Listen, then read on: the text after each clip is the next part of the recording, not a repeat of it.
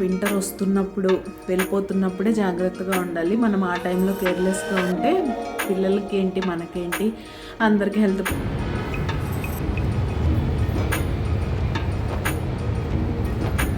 అయితే చేయలేదు మార్నింగ్ టైంలో, ఎలాగో 2 days బ్లాగే కదా అని. అండ్ చాలాసార్లు మన శనివారం పూజ గురించి పిండి దీపాలు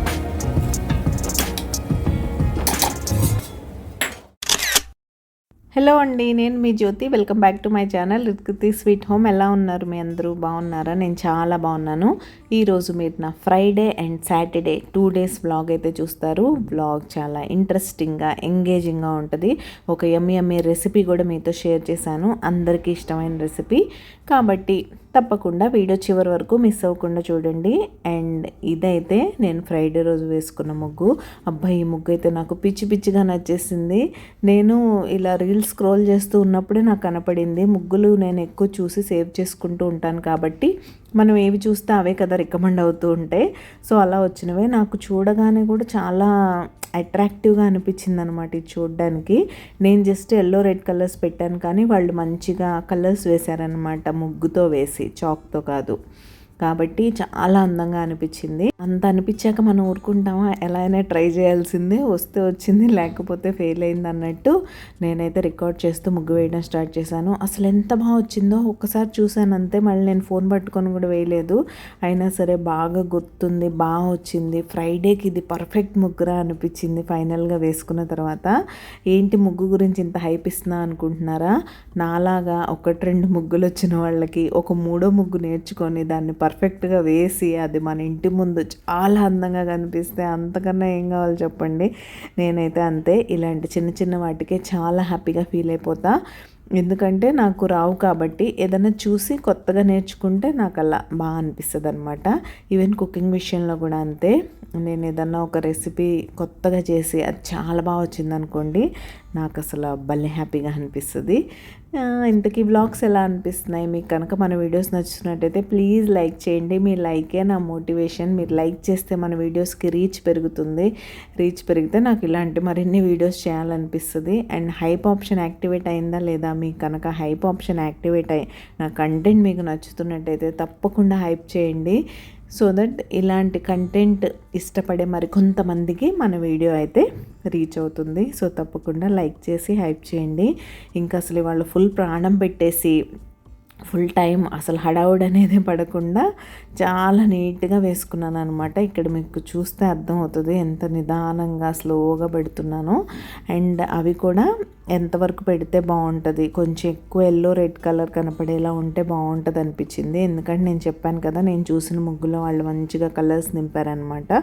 సో మనం అంతగా కలర్స్ వేయలేకపోయినా మళ్ళీ అన్ని కలర్స్ వేసినా కూడా పైనుంచి దానికి మళ్ళీ అవుట్లైన్స్ వేయాలి వైట్ కలర్ ముగ్గుతో, మనకి గీత అంత బాగా పడదు. కాబట్టి నేను ఇలా చాక్తోనే అందంగా వేసుకుందాం అనిపించింది. ఇంతకీ ముగ్గు ఎలా అనిపించిందో మాత్రం తప్పకుండా నాతో షేర్ చేసుకోండి. మీ కామెంట్స్ కోసం నేను వెయిట్ చేస్తూ ఉంటాను. ఇంత ప్రశాంతంగా ఇక్కడ ఇంత టైం ఎందుకు స్పెండ్ చేస్తున్నాను తెలుసా? ఈరోజు లంచ్ చాలా సింపుల్గా ప్లాన్ చేశాను. ఎందుకో నేను అటు నుంచి బాగా టమాటో పప్పు తినాలనిపిస్తుంది. ఒక్కొక్కసారి ఏంటో అవి చిన్న ఐటమ్సే కానీ వాటికి కూడా మనం క్రేవ్ అవుతామా అనిపిస్తుంది. స్పెషల్ ఐటమ్స్ కోసం క్రేవ్ అవుతున్నామంటే ఓకే, ఏదో ఒక స్పెషల్ నాన్ వెజ్ తినాలి, ఇలా తినాలి, అలా తినాలని. నేనేంటో చిన్న వాటికి క్రేవ్ అయిపోతూ ఉంటా అప్పుడప్పుడు. ఈ మధ్యన ఎక్కువ ఆకుకూర పప్పులే చేస్తూ ఉన్నాను అనిపించింది నాకు. అందుకే అనుకుంటా టొమాటో పప్పు తినాలని బాగా క్రేవ్ అయిపోయింది. సరే కదా అని ఈరోజు టొమాటో పప్పు, ఆలూ ఫ్రై, వైట్ రైస్, ఇంతకన్నా కంఫర్ట్ ఫుడ్, టేస్టీ ఫుడ్, మంచి లంచ్ ఏముంటుంది చెప్పండి. దానికి పక్కన ఇంకా కొంచెం పికిల్ ఉందంటే అబ్బబ్బబ్బా వేరే లెవెల్. ఇప్పుడు ఈ వీడియోకి వాయిస్ ఓవర్ ఇస్తున్నా, దాని గురించి చెప్తుంటే నాకు మౌత్ వాటరింగ్ అనిపిస్తుంది మళ్ళీ. అది సంగతి. అండ్ ఇక్కడైతే మా వారి కోసం లంచ్ బాక్స్ ప్యాక్ చేసేస్తున్నాను. చెప్పాను కదా ఇవాళ ఎక్కువ టైం నేను ముగ్గు దగ్గరే స్పెండ్ చేశాను. ఏముంది, రైస్ కుక్కర్లో రైస్ పెట్టాను, ప్రెషర్ కుక్కర్లో పప్పు పెట్టేశాను, పొటాటోస్ సన్నగా కట్ చేసి మంచిగా ప్యాన్లో వేసేసి లిడ్ క్లోజ్ చేసేసాను. మంచిగా దాని పని అది చేసుకుంటూ ఉంది. నేను ముగ్గు పెట్టి వంటకు రాలేదనమాట. ముందు స్నానం చేసేసి ప్రిప్స్ అన్నీ చేసి వంట కోసం అప్పుడు ముగ్గు పెట్టడానికి వెళ్ళాను. కాబట్టి ఇంకా ప్రశాంతంగా ఇక్కడ పని ఇక్కడ అయిపోతూ ఉంది. రైస్ కుక్ అవుతూ, కుక్కర్ విజిల్స్ ఇస్తూ, పొటాటోస్ ఫ్రై అవుతూ, వాటి పనిలో ఉంటే నా పనిలో నేను ప్రశాంతంగా నేను అనుకున్న నాకు నచ్చిన పనితో ఈరోజు డే అయితే స్టార్ట్ చేయాలని అనుకున్నాను. చేశాను. అది సక్సెస్ అవ్వడం వల్ల ఇంకా బోల్డ్ అంత హ్యాపీగా అనిపించింది. ఇన్నిసార్లు ఇలా చెప్తున్నానని అనుకోకండి, నాకెందుకు ఆ ముగ్గు చాలా అంటే చాలా బాగా నచ్చేసింది. మళ్ళీ నేను వేయబోతున్నాను ఇంకొకసారి ఆ ముగ్గు.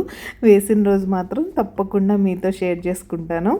ఇక్కడైతే చెప్పాను కదా, మా వారికి లంచ్ బాక్స్ ప్యాక్ చేసేస్తున్నాను. ఫ్రైడే రోజు మా అమ్మాయికి ఏం ఇచ్చాను తెలుసా, ఆ పొటాటో ఫ్రై చూడగానే తను కూడా టెంప్ట్ అయిపోయి, మమ్మీ ఈరోజు నాకు రైస్లో పొటాటో ఫ్రై మిక్స్ చేసి పెడతావా పొటాటో రైస్ లాగా అంది. ఆహా, అంతకన్నా ఏం కావాలి, మనకు 4 రకాలు చేయాలంటే కష్టం, కానీ వండిన దాన్నే అందరూ తినేస్తానంటే అంతకు మించింది ఏముంటుంది చెప్పండి. ఉదయం రష్లో మంచిగా వేడి వేడి అన్నంలో నెయ్యి వేసి పొటాటో ఫ్రై వేసి కలిపి తన లంచ్ ప్యాక్లో పెట్టయితే పంపించేశాను. చూసారా, ఒక్కొక్కసారి ఇలా కలిసి వస్తూ ఉంటుంది అనమాట. అందరికీ హ్యాపీగా ఒకే లంచ్ అనమాట.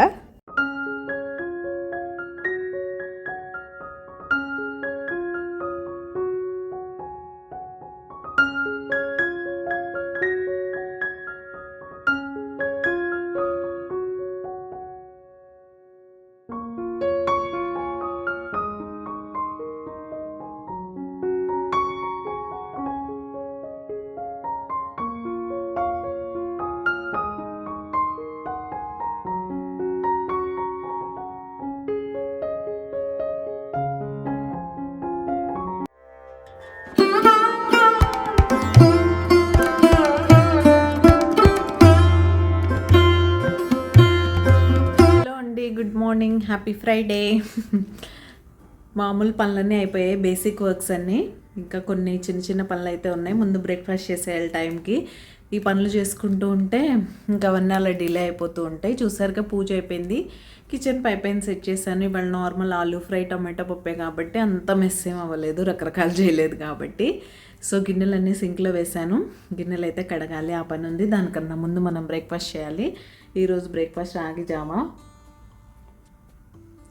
మా వారితో పాటు చేసుకున్నా, ఇప్పుడు వెయిట్ చేసుకున్నానులేండి. ఇంకా ఫ్రూట్ అయితే ఈరోజు బనానా ఉంది, కిన్నో ఉన్నాయి. నాకు కిన్నో తినాలనిపిస్తుంది, అందుకే తెచ్చుకున్నాను. నా ఫేస్ మీద సన్ పడుతుంది, చూసారా, సన్ వచ్చింది. It's sunny day. ఇలా విండోలోంచి మంచిగా పడుతుంది. నేను వీడియో క్లారిటీ మిస్ అవుతుందని కర్టన్స్ క్లోజ్ చేస్తా. ఇది అయిపోగానే ఓపెన్ చేసి పెట్టుకుంటా, మంచిగా ఎండ్ వస్తుంది. హాల్లో మీకు ఇంతకుముందు కూడా చాలాసార్లు చూపెట్టాను కదా, ఈస్ట్ ఫేసింగ్ బాల్కనీ కాబట్టి హాల్లో మంచిగా ఎండ అయితే వస్తుంది. అలా ప్రాబ్లం ఏం లేదు, కాకపోతే ఎండ రావాలంతే. నిన్నటి నుంచి కాస్త బెటర్ అనిపిస్తుంది. చలి నిన్న ఆఫ్టర్నూన్ వరకు ఉంది, కానీ నైట్ ఎందుకో సడన్గా తగ్గింది. ఈరోజు మార్నింగ్ అంత ఎదుగా లేదు, మళ్ళీ ఇప్పుడు కొంచెం సన్ రావడం స్టార్ట్ అయ్యాక పెరిగింది. అందుకే స్వెటర్ అది వేసుకున్నాను నేను. ఈ టైంలోనే జాగ్రత్తగా ఉండాలి. యాక్చువల్గా వింటర్ వస్తున్నప్పుడు, వెళ్ళిపోతున్నప్పుడే జాగ్రత్తగా ఉండాలి. మనం ఆ టైంలో కేర్లెస్గా ఉంటే పిల్లలకి ఏంటి, మనకేంటి, అందరికీ హెల్త్ ప్రాబ్లమ్స్ వచ్చే ఛాన్స్ ఉంటుంది. అదైతే నేను ఇక్కడ నేర్చుకున్నాను. నేను ఎప్పుడు అలా నెగ్లెక్ట్ చేసి హెల్త్ ప్రాబ్లమ్స్ అయితే మాకు రాలేదు, నాకు తెలుసు కాబట్టి నేను ఫాలో అవుతాను. బట్ చెప్తున్నాను అనమాట, అలా చాలామంది నెగ్లెక్ట్ చేస్తూ ఉంటారు. పిల్లల విషయంలో మెయిన్ మా పాప విషయంలో చాలా జాగ్రత్తగా ఉంటాను నేను. కొంచెం చలి తగ్గిందంటే చాలు, ఇంకా స్వెటర్ వేసుకోదు, జాకెట్ వేసుకోదు, మన సాక్స్ అవన్నీ తీసేసి తిరుగుతూ ఉంటుంది చల్లగా.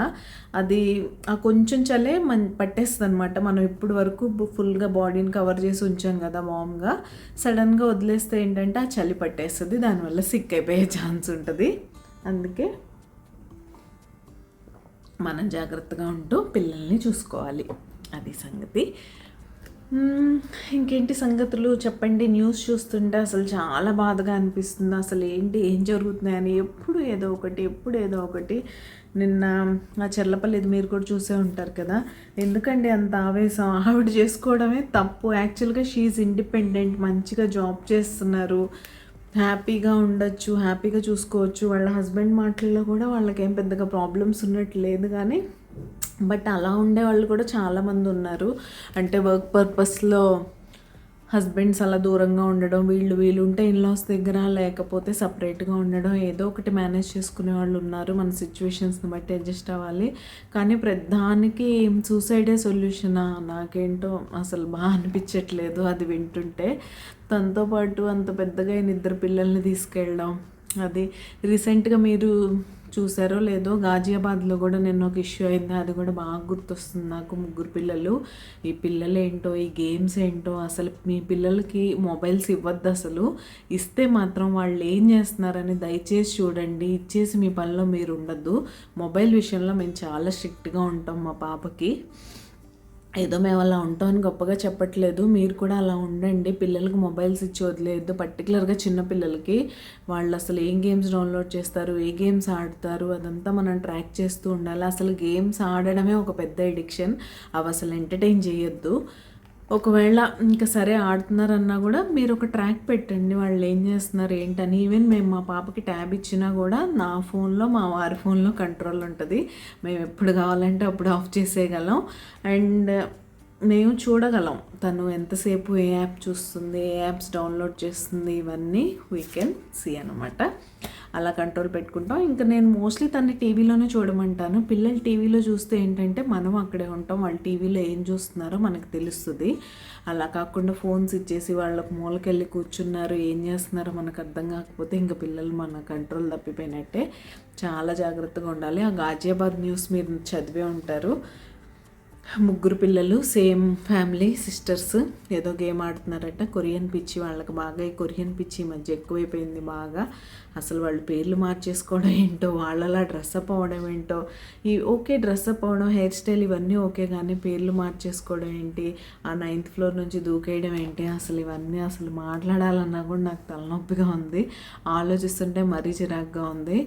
జాగ్రత్తగా చూసుకోండి పిల్లల్ని. ఇప్పుడు చిన్న పిల్లలనే కాదు, చిన్న పిల్లల నుంచి పెద్ద పిల్లల వరకు అందరినీ మనం చాలా జాగ్రత్తగా చూసుకోవాలి. పిల్లల మైండ్ సెట్ అసలు వాళ్ళు ఏ టైంకి ఎలా ఆలోచిస్తున్నారు, ఎలా రియాక్ట్ అవుతున్నారు అనేది తెలియట్లేదు. సోషల్ మీడియా విషయంలో, పిల్లలకి గ్యాడ్జెట్స్ ఇచ్చే విషయంలో కొంచెం కేర్ఫుల్గా ఉండండి. అదే నా సైడ్ నుంచి నేను మీకు ఇచ్చే సజెషన్. బ్లాగ్ కంటిన్యూ అవుతుంది, చూస్తూ ఉండండి. ఇంకేంటో ఈ టాపిక్స్తో ఈరోజు మనసంతా మాడైపోయింది తెలుసా. అసలు న్యూస్ పెట్టినా సరే, టీవీలో, యూట్యూబ్లో ఏమన్నా స్క్రోల్ చేస్తున్నా సరే, ఇన్స్టా ఓపెన్ చేసినా సరే, ఎక్కడ చూసినా ఇవే. ఇక్కడ నుంచి నార్త్ నుంచి సౌత్ వరకు అన్ని ప్లేసెస్లో అలానే ఉంది. అసలు ఎందుకు ఇంత షార్ట్ టెంపర్గా ఇలా ఉంటున్నారో నాకేం అర్థం కావట్లేదు. సో నేను చెప్పినట్టే పిల్లల విషయంలో కొంచెం జాగ్రత్తగా ఉండండి. ఇంతకు మీరు సబ్స్క్రైబ్ చేసుకున్నారా లేదా? మీరు ఎవరైనా సబ్స్క్రైబ్ చేయకుండా మన వీడియోస్ చూస్తున్నట్లయితే ప్లీజ్ సబ్స్క్రైబ్ చేసుకొని నన్ను సపోర్ట్ చేయండి. సబ్స్క్రైబ్ చేసుకున్న తర్వాత బెల్ ఐకాన్ ట్యాప్ చేస్తే 3 ఆప్షన్స్ వస్తాయి.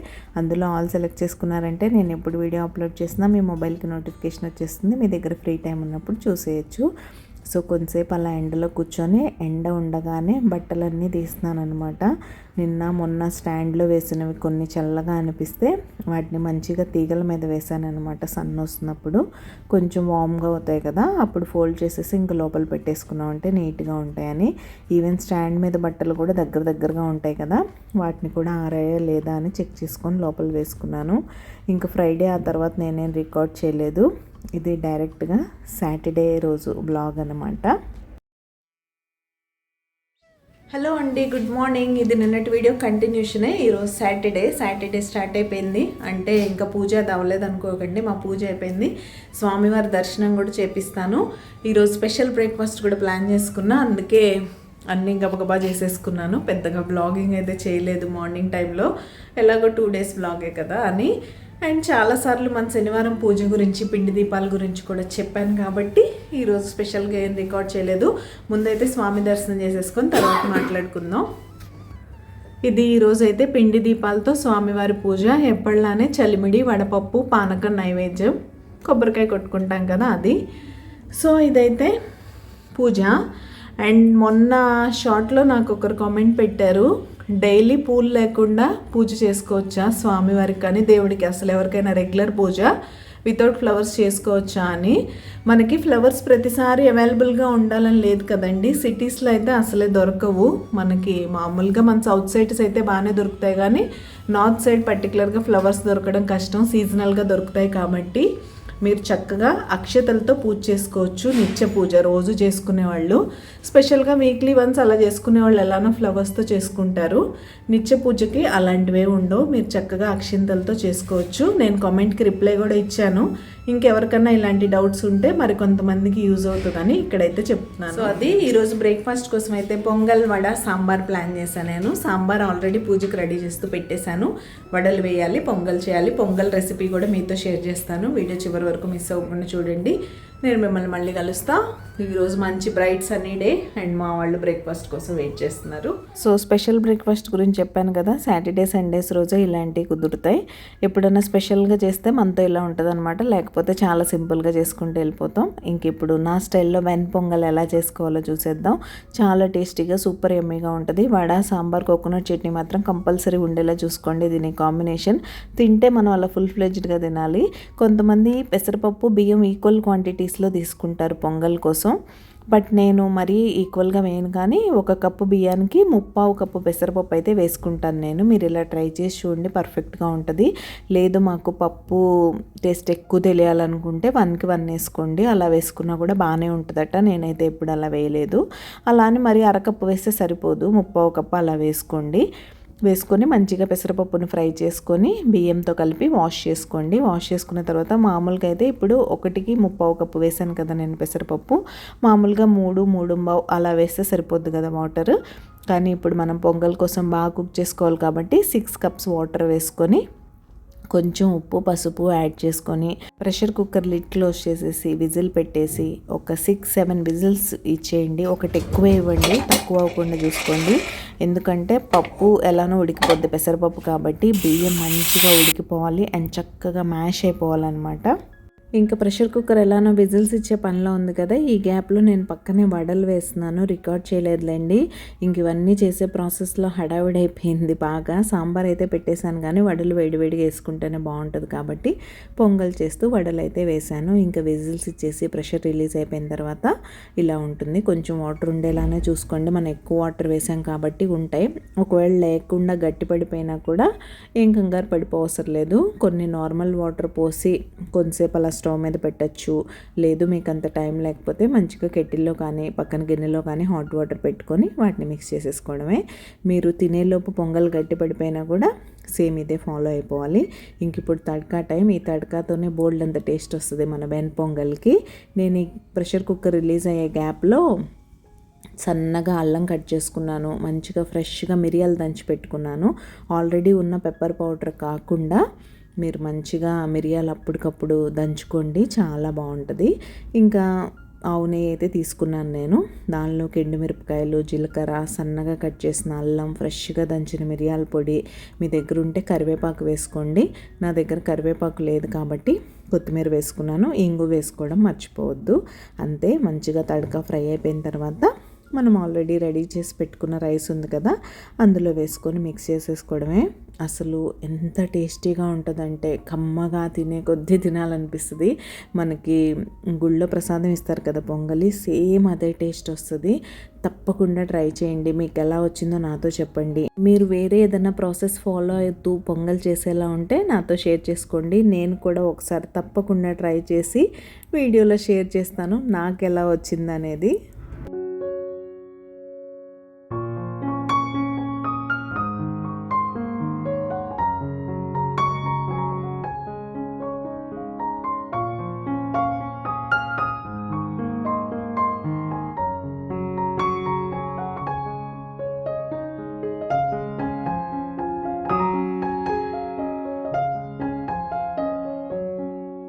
ఇంకా అలా అన్నీ రెడీ అయిపోయి ఫైనల్గా ఇదైతే మా యమ్మీయెస్ట్ బ్రేక్ఫాస్ట్ ప్లేట్ ఫర్ సాటర్డే అనమాట. సో ఇదండి ఈ 2 days బ్లాగ్ అయితే ఇక్కడే ఎండ్ చేసేస్తున్నాను. వీడియో ఎలా అనిపించిందో నాతో తప్పకుండా షేర్ చేసుకోండి. రేపు మరొక మంచి ఇంట్రెస్టింగ్ వీడియోతో మళ్ళీ మీ ముందుకైతే వచ్చేస్తా. అంతవరకు keep smiling, see you tomorrow, take care, bye.